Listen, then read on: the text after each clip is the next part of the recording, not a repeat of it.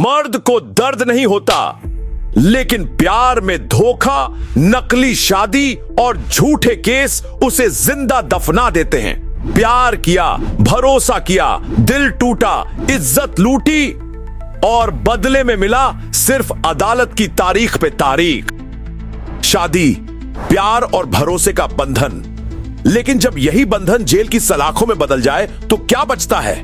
शुरुआत में सब कुछ खूबसूरत लगता है, हंसी, वादे, साथ जीने मरने की कस्में, लेकिन फिर अचानक एक झटका, झूठे आरोप, घरेलू हिंसा का केस। एक पति जो कभी अपने परिवार का सहारा था, अब अदालतों के चक्कर काट रहा होता है। एक फर्जी शिकायत और सीधा पुलिस की गिरफ्त, बिना सबूत, बिना जांच, बस एक आरोप और पति अपराधी बना दिया जाता है। समाज से ताने, रिश्तेदारों से बेइज्जती, नौकरी पर सवाल और कोर्ट में हर तारीख पर पत्नी का ड्रामा। खोई हुई इज्जत, सालों का संघर्ष और समाज की बेरुखी। क्यों? सिर्फ इसलिए कि वो पति था। कानून बराबरी का होना चाहिए, लेकिन क्या सच में ऐसा है?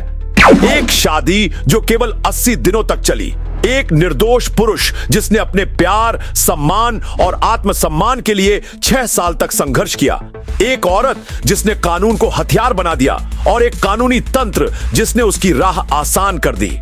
यह कहानी है विशाल शाह की, एक ऐसी जंग की जो हर उस पुरुष को झकझोर कर रख देगी जो इस समाज की नाइंसाफी का शिकार हुआ है।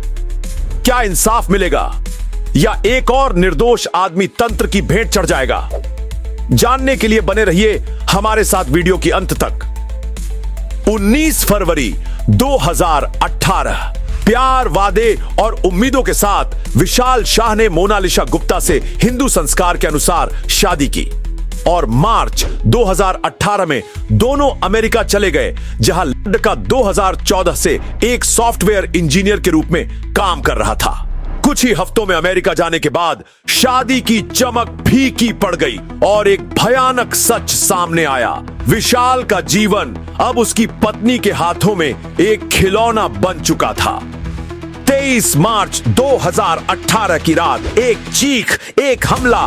विशाल शाह के चेहरे पर गहरे घाव थे। पुलिस आई, लेकिन विशाल ने शिकायत दर्ज नहीं करवाई, क्योंकि यही सिखाया गया था, मर्द को दर्द नहीं होता। लेकिन यह सिर्फ शुरुआत थी। 2 अप्रैल 2018 को मोनालिसा ने फिर हमला किया और इस बार पुलिस के पास शिकायत दर्ज करनी पड़ी। एक केस बना, लेकिन क्या यह विशाल को बचा सकता था? शादी के सिर्फ 80 दिन और सब कुछ खत्म, लेकिन असली लड़ाई तो अब शुरू हुई थी। मई 2018 दोनों भारत लौट आए और कुछ दिन बाद जब यूएसए लौटने का समय था, मोनालिसा ने विशाल के साथ जाने से इनकार कर दिया। तब विशाल ने 19 मई 2018 को मोनालिसा को अकेला छोड़ अमेरिका चला गया। विशाल को आपस अमेरिका लौटते ही मोनालिसा ने विशाल पर एक बाद एक केसेस फाइल करते गए। इतने केस कि गिनना भी मुश्किल। बिहार और बंगाल के अलग अलग पुलिस थानों में उसके खिलाफ इतने मामले दर्ज हुए कि गिनती करना भी मुश्किल है। इतने सारे केस और बहुत सारे कानूनी धाराएं, जानकर आप भी हैरान रह जाएंगे। मोनालिसा ने अपने पति विशाल और उसके परिवार पर गंभीर आरोप लगाए। उसका दावा है कि शादी के बाद से ही विशाल और उसके परिवार ने दहेज की मांग की और उसे मानसिक व शारीरिक रूप से प्रताड़ित किया। भारतीय दंड संहिता की धारा 498A के तहत यह मामला दर्ज हुआ, जो पति और ससुराल पक्ष द्वारा क्रूरता से जुड़ा है। हत्या का प्रयास और चोट पहुंचाने के आरोप। मोनालिसा का आरोप है कि उसके पति ने उसे कई बार गंभीर चोट पहुंचाने की कोशिश की।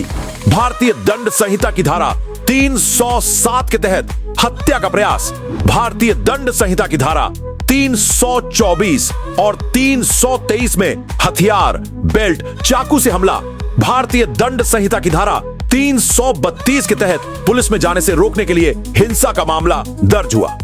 धोखाधड़ी और विश्वासघात के मामले। शादी से पहले किए गए वादे झूठे थे। मोनालिसा का दावा है कि विशाल ने उससे झूठ बोलकर शादी की और पैसों के लिए धोखा दिया। भारतीय दंड संहिता की धारा 420 के तहत ठगी का आरोप, भारतीय दंड संहिता की धारा 405, 406 और 407 में गहने और संपत्ति हड़पने का केस। भारतीय दंड संहिता की धारा 369 चोरी का आरोप, मानहानि और धमकी। अगर कोई पति अपनी पत्नी पर झूठे आरोप लगाकर उसे समाज में बदनाम करता है तो यह अपराध की श्रेणी में आता है। भारतीय दंड संहिता की धारा 499 और 500 के तहत मानहानि का केस, भारतीय दंड संहिता की धारा 506 में जान से मारने की धमकी का मामला, दहेज निषेध अधिनियम के तहत आरोप धारा 3 और 4, दहेज लेना और मांग करना अपराध धारा 19 से 22, दहेज विरोधी नियम धारा 26, 31 और 32, दहेज मामलों में न्याय और कार्रवाई। लेकिन चौंकाने वाली बात यह रही कि मोनालिसा ने तलाक की अपील नहीं की, बल्कि उसने हिंदू विवाह अधिनियम धारा 9 के तहत शादी को फिर से बहाल करने की मांग की। धारा 9 वैवाहिक अधिकारों की पुनर्स्थापना। अगर पति पत्नी में से कोई एक बिना उचित कारण के दूसरे को छोड़ देता है तो छोड़ा गया व्यक्ति अदालत से शादी को पुनः बहाल करने की गुहार लगा सकता है। क्या मोनालिसा को न्याय मिलेगा? क्या विशाल को सजा होगी या दोनों फिर से साथ आएंगे? यह मामला किस करवट बैठेगा? आपकी क्या राय है? हमें कमेंट में बताएं। 2018 से 2022 तक एक के बाद एक मुकदमे, 10 से अधिक केस। विशाल और उसका परिवार एक बर्बादी की कगार पर था। उसकी बूढ़ी मां को घर छोड़ने पर मजबूर कर दिया गया, बहन को कोर्ट में घसीटा गया। लेकिन कोई सवाल नहीं पूछता, क्या कानून का उद्देश्य केवल महिलाओं का ही बचाव करना है या पुरुषों को भी इंसाफ मिल सकता है? विशाल की मुश्किलें और भी बढ़ गई जब पत्नी द्वारा भारत की विभिन्न अदालतों में पति के खिलाफ कई मामले दर्ज किए जाने के कारण भारत सरकार के संबंधित अधिकारियों ने 3 अक्टूबर 2018 को बिना सूचना दिए विशाल की पासपोर्ट रद्द कर दिया। पासपोर्ट के रद्द होने के कारण विशाल भारत वापस नहीं आ सकता था। केस चलता गया और चलता गया। करीब 4 साल बाद 11 अगस्त 2022 जब यह मामला कोर्ट के समक्ष में आया तो न्यायिक मजिस्ट्रेट ने अपीलकर्ता को व्यक्तिगत रूप से कोर्ट में उपस्थित होने का आदेश दिया।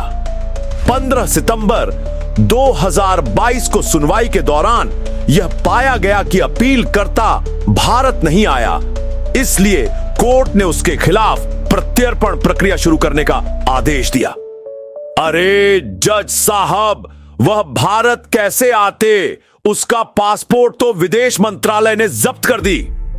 विशाल ने प्रत्यर्पण के इस आदेश को कोलकाता हाई कोर्ट में चुनौती दी, लेकिन 15 जनवरी 2021 को हाई कोर्ट ने याचिका खारिज कर दी और अपीलकर्ता को पासपोर्ट अधिनियम 1667 की धारा 11 के तहत कोई अपील दायर करने से रोक दिया। अंत में विशाल ने सुप्रीम कोर्ट के दरवाजे खटखटाए। 20 विशाल के वकील गरजे, यह न्याय का मजाक है। 498 का इस्तेमाल हथियार की तरह किया गया है। निर्दोष आदमी को सजा क्यों मिलनी चाहिए? मोनालिसा के वकील ने पलटवार किया। विशाल ने अपनी पत्नी पर अत्याचार किया। यह एक महिला के अधिकारों का मामला है। लेकिन सच क्या था? न्याय की देवी की आंखों पर पट्टी बंधी थी या किसी की साजिश को देख रही थी? 2025 6 साल की लंबी लड़ाई के बाद सुप्रीम कोर्ट ने माना कि अपीलकर्ता का कोर्ट में उपस्थित न हो पाना उसकी मजबूरी थी, क्योंकि उसका पासपोर्ट पहले ही जब्त किया जा चुका था। घरेलू हिंसा कानून के तहत चल रहे मामले अर्ध आपराधिक प्रकृति के होते हैं, जिनमें व्यक्तिगत उपस्थिति आवश्यक नहीं होती। इसलिए प्रत्यर्पण आदेश जारी करना न्यायोचित नहीं था। सुप्रीम कोर्ट ने 15 सितंबर 2022 को जारी प्रत्यर्पण आदेश को खारिज कर दिया। साथ ही पासपोर्ट जब्त करने का आदेश भी अवैध करार दिया गया और 1 सप्ताह के भीतर पासपोर्ट वापस करने का निर्देश दिया गया। अपीलकर्ता विशाल शाह को कोर्ट में पेश न होने के लिए जिम्मेदार नहीं ठहराया जा सकता था, क्योंकि उसका पासपोर्ट जब्त था। सुप्रीम कोर्ट ने इसे न्यायिक त्रुटि मानते हुए प्रत्यर्पण आदेश को रद्द कर दिया और पासपोर्ट वापस करने का आदेश दिया।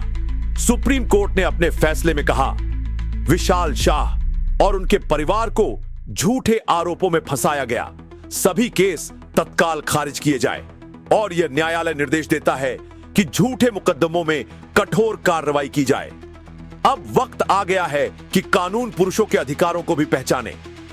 सुप्रीम कोर्ट ने अपीलकर्ता विशाल शाह और प्रतिवादी मोनालिसा गुप्ता के बीच लंबे समय से चले आ रहे विवाद को समाप्त करने के लिए एक मुश्त 25 लाख रुपए की स्थायी गुजारा भत्ता का आदेश दिया।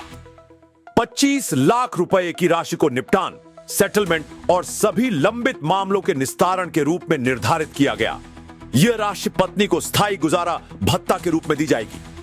पति को यह राशि 2 महीने के भीतर सुप्रीम कोर्ट की रजिस्ट्री में जमा करनी होगी। अदालत की रजिस्ट्री से यह राशि 2 सप्ताह के भीतर प्रतिवादी को जारी कर दी जाएगी। यदि प्रतिवादी इस राशि को स्वीकार करने से इनकार कर देती है और निर्दिष्ट समय सीमा के भीतर इसे नहीं लेती, तो राशि पति को वापस कर दी जाएगी।